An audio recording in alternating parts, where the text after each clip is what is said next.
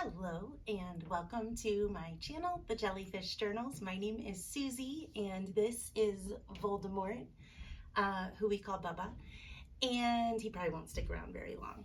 But I am here to talk to you about all of the books that I read in March, to give my star ratings on the books, and just give you a little bit of a synopsis / review of what I read in case any of these sound intriguing to you or you're considering reading any of these books.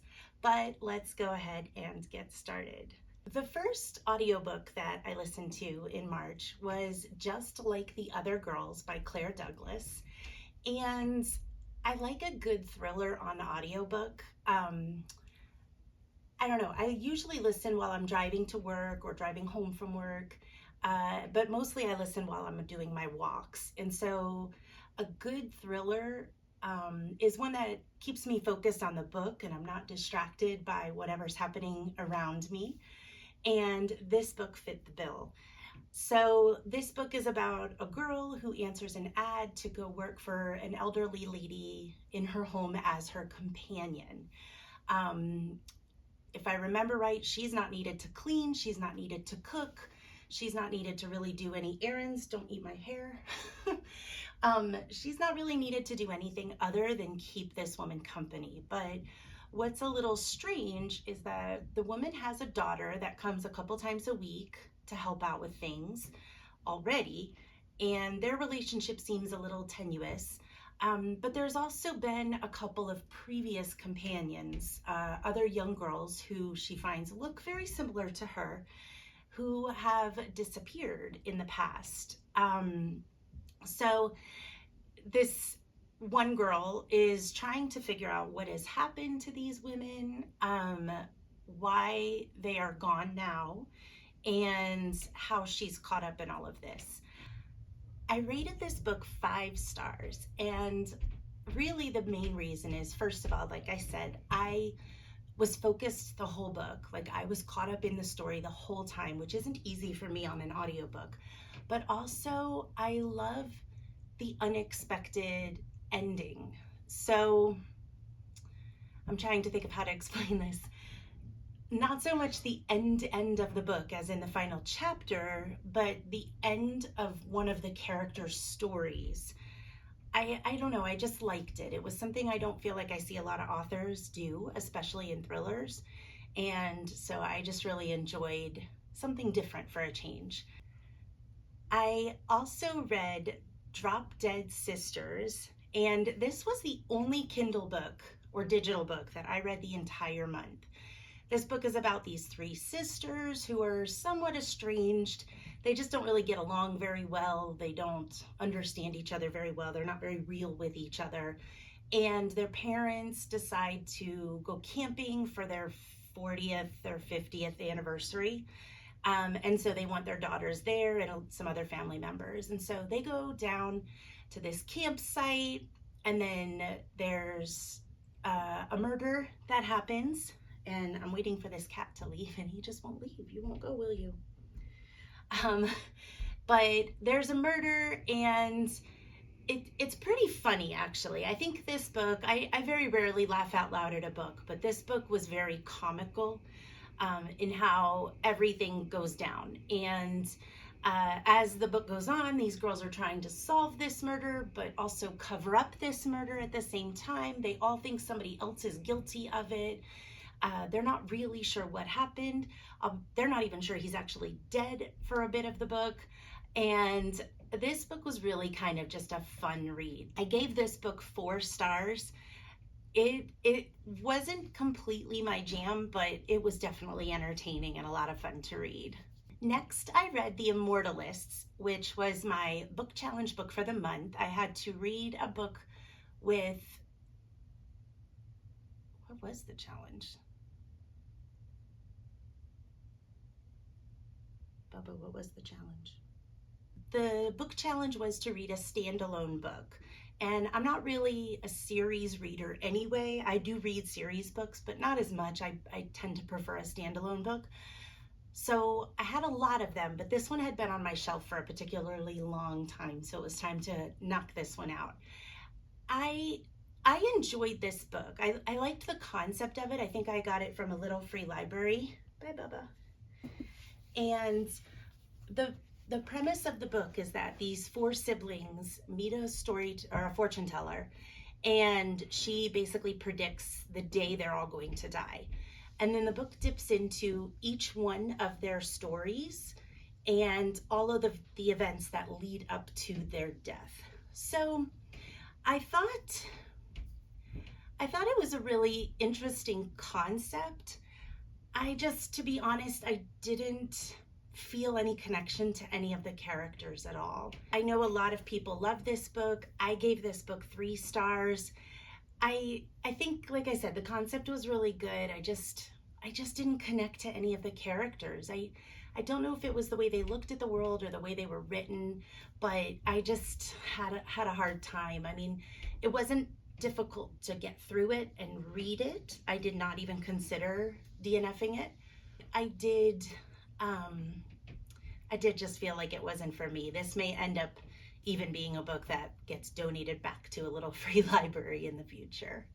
The next book was The Snow Child, and this is one I had been very intrigued by as soon as I had heard about it. And I think this is one that my husband bought me for my birthday last year, or for Christmas maybe.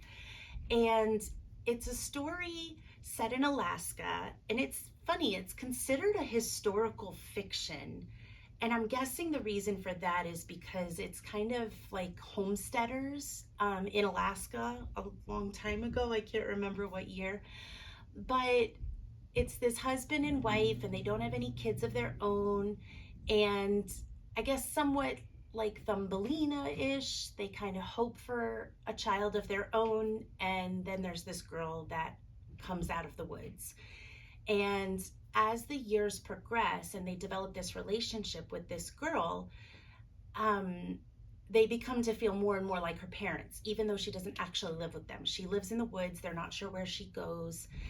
And it's just kind of this magical story of parenting, really, and love, and how do you care for your child and let them go and be independent on their own at the same time. And that might be going a little deep, but that's what I took out of it. I easily gave this book 5 stars. This is a book I would pretty much universally recommend to anybody that I know in my life. All right, up next on my list was a memoir. This was called The Source of All Things by Tracy Ross. And this is another book that I picked up in a little free library. I enjoy a good memoir, but I'm a little particular. I personally love the memoirs where somebody has gone through something difficult, traumatic, something they've had to endure. And I like reading, first of all, what happened to them. And then I'm always fascinated by, how did this impact them as they went through life? How did this impact them as they grew and took this traumatic event with them in their head? And I thought this author did a really good job. So she was molested as a child by her stepfather, and kind of made to believe that it didn't actually happen. I don't feel like it was that direct. Like, I don't think it was in a negative way that people were telling her this didn't happen. It was more like a evasive, let's not talk about that kind of way.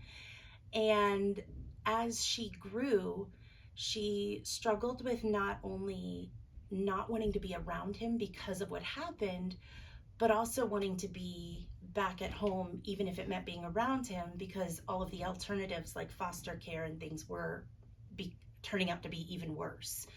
And so, the book is kind of about like how she grew with this, and then how does she eventually confront her stepfather about what happened.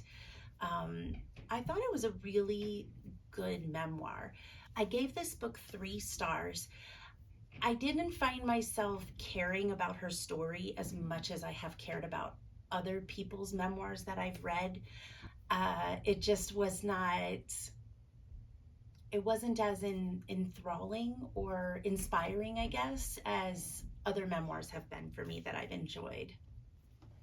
Next, I read The Witch Collector on audiobook, and this is a fantasy. I don't tend to lean into fantasies very often, but every so often I like to throw one in just for something different. And so I saw this on the Boundless app, which is where I listen to my audiobooks. It's linked to my library, and so they're just free audiobooks. And I'll be honest, I fell in love with the cover. I thought it was really pretty. The premise is there's this king, and he has a witch collector that goes to this village and collects a witch every year. Nobody knows why he's collecting these witches, and the witches never come back. Well, one of the witches that was collected was the older sister of our main character. And she was born and has minimal magical abilities. She doesn't have the markings of a witch like all the other witches do. And she is determined for this witch collector to come get her and bring her back to this king so that she can rescue her sister. I gave this book 2 stars. And the reason this book got 2 stars for me, and the best way I can explain it is the way I explained it to a friend. I very much felt like this book was meet the characters, here's what's happening, and then it was a lot of fighting, like battles with swords and weapons and things like that for most of the book. There was a little bit of a spicy scene somewhere in there, but you could kind of figure out what was happening about a chapter or 2 in, which kind of took the fun away, even though a lot of these books tend to follow the same kind of storyline. It is a series. There are a couple more books. I'm not going to read any more books in the series, so I can't say for sure. I think it might fall under the romantasy category, but overall, I felt like all I was listening to were descriptions of battles. And for an audiobook, and honestly, even a paper book in front of me, that's not my jam. I want an adventure. I want a journey. I want some relationship building. I felt like the relationships, friends, romantic, all of it, I feel like it just kind of came together so fast. Maybe that's all it was. There was no buildup of anything for me. So this was my lowest rated book of the month. I did give it 2 stars. Worth checking out if that's your jam. Totally not my kind of fantasy book at all. The next book was Room by Emma Donoghue. I've seen this movie multiple times, and I very rarely will read a book after I've already seen the movie. I just feel like too much of the movie gets cluttered in there, and then I end up looking at the book differently. This one I picked up at a thrift store and decided I was going to give it a try because I like the movie so much. And so I was really curious because the movie, if you've seen it, is very simplistically done. I guess I should say what it's about. So it's about this girl who was abducted when she was younger, maybe early teens. No, I think like late teens, like 16, 17-ish maybe. She was abducted. Her abductor gets her pregnant, and she ends up raising her son in this, I think it's like 11 by 11 foot shed in his backyard. And the story is told from the perspective of the little boy and how this room is all he's ever known. And he has no idea that the real world is real, and that there's this whole world outside of this room. So anyway, the movie is done very simplistically, which is probably part of why I like it. And I guess I was just curious if the book, how closely aligned it was. And I was really happy to say, I felt like the movie was so true to the book, but I felt more in the book, which is really what I would hope for. I think that's the thing where people always say the book is better than the movie. They might be similar. The movie might have done the book justice, but I feel like you should get something a little more out of the book. And I did. I felt for this little boy. I felt for this poor girl that was trapped in there. If you've never seen it, I don't want to give anything away. It's been out for a while, so I don't think I could spoil it too much, but I highly recommend this. I gave this book 5 stars. So creatively done. So kudos to Emma Donoghue. I do have another one of her books. I think it's called Wonder. I don't know. feel like it's called The Wonder. So I do have another one of her books called The Wonder, and I'm really excited to get into that and see if this is an author that I'm gonna love her writing style, or if it was just that one story that caught my eye and my interest. Next, I read my most anticipated release of 2025, which was Sunrise on the Reaping. I am just going to throw it out there right now and say I am a huge Hunger Games fan. This book got 5 stars. I'm sure if you're on any book talk, bookstagram, booktube, any of that stuff, you have seen plenty about it. My take on it, phenomenally done. I would probably say it's my second favorite book of the series behind Catching Fire. And this book is told from Haymitch's perspective. So it's told back when he was in his arena and when he went through the Hunger Games. And I'm not going to go into too much because, like I said, the book's been everywhere. But I think what really got me was just how phenomenally intertwined this book is into the original 3 and the prequel to this book, The Ballad of Songbirds and Snakes. I love how Suzanne Collins has connected things together without blatantly connecting them together. Like, I feel like you would miss a lot of it if you were not an in-depth fan, meaning somebody who maybe has reread the books multiple times, which I have. So 5 stars, hands down, definitely is likely to be my favorite book of 2025. The next audiobook that I listened to was The Wild Girls, and this book was set in Botswana. It's about this group of friends. I think there's 4 of them. And one of them invites them to Botswana for an all expenses paid African safari trip. And all the girls agree to go down there and reunite. But of course, there's some underlying tension. There's secrets that have been happening. And all in a nutshell, they start getting killed one by one. And somebody at this hotel or this resort, which is completely abandoned and isolated, by the way. They don't see anybody else besides themselves. But somebody is killing them off one by one, and they are trying to figure out who is doing this, why they're doing this. It was definitely a good audiobook. I really enjoyed this one. I gave it 4 stars. Kept me on my toes, was something fun to listen to. I loved the setting. I just thought that was kind of a cool setting to have it in Africa. And I like the way the story was told too. So each chapter-ish is a different girl's perspective. And so you get a little bit of their backstories as it goes on, but definitely recommend The Wild Girls.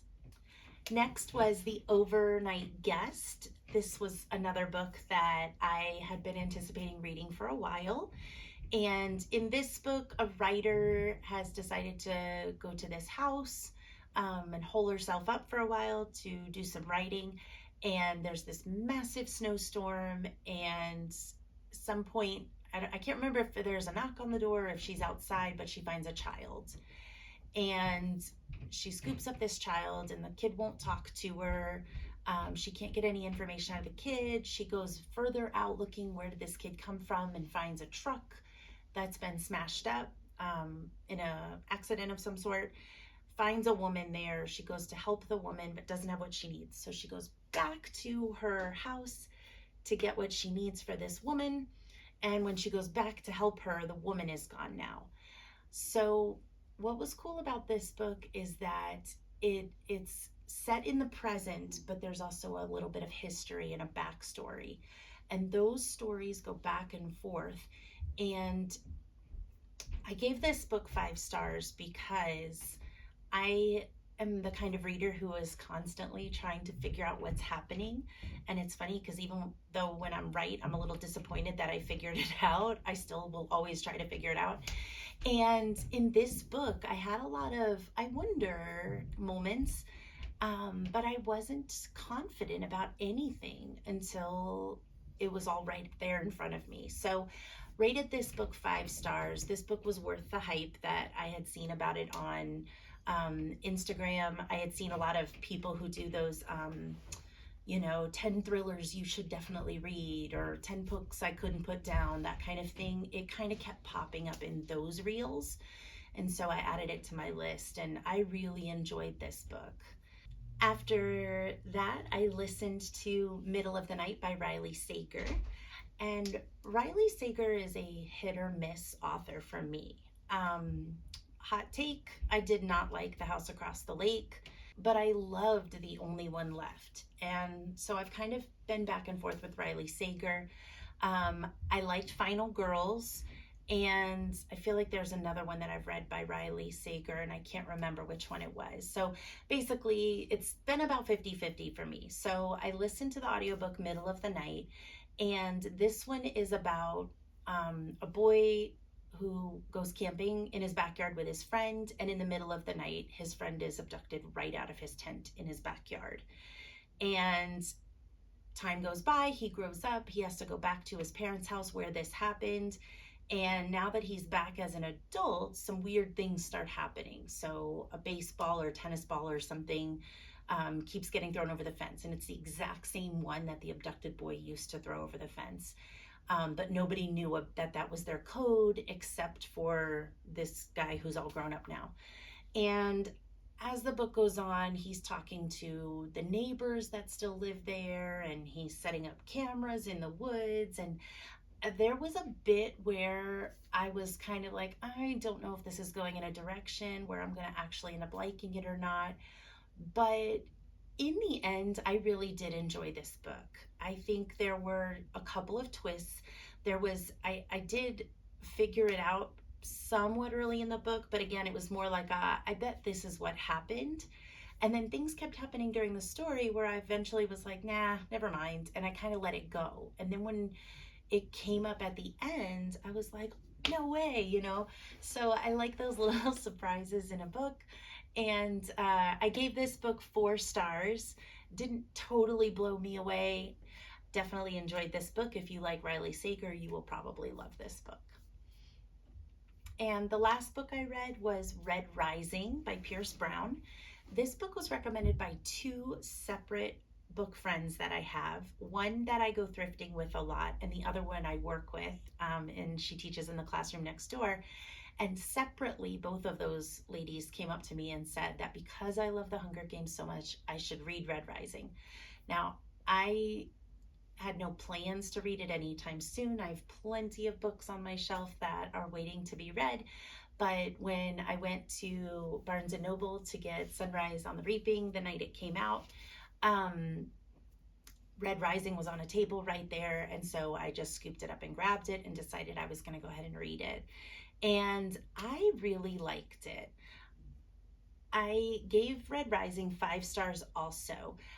I definitely could see the Hunger Games vibes in it. There were even some things that I felt were a little too similar to the Hunger Games. There were some character names that were the same. Again, I'm not sure you would pick up on it if you weren't like a deep fan of the Hunger Games. But there were some character names that were there. There were even a couple of lines a character said that felt very Katniss Everdeen to me. And so that kind of was a little bizarre, but basically this dystopian society is ranked by colors, with red, I believe, being on the bottom and gold being at the top. And it's basically whatever color you're born to is the color you are. And they're raised to believe that their color, well, at least the reds, are raised to believe that their color, that is their whole world. They know about the other colors, but they don't know too much about any of that.